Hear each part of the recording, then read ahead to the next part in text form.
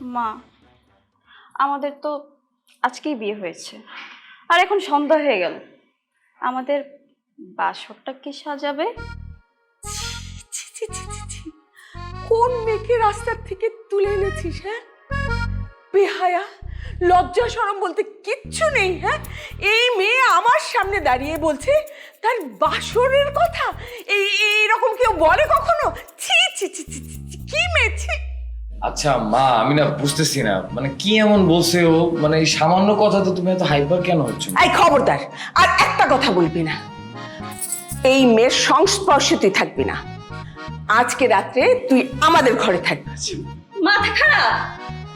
আমি আপনার ছেলেকে অনেক সাধনার পর স্বামী হিসেবে পেয়েছি। প্রথম রাতে কি আমি ওকে হাতছাড়া করবো নাকি? আমার স্বামী আমার সাথে আমার রুমেই থাকবে। শোনো, তুমি ভুলে যেও না ও আমার ছেলে।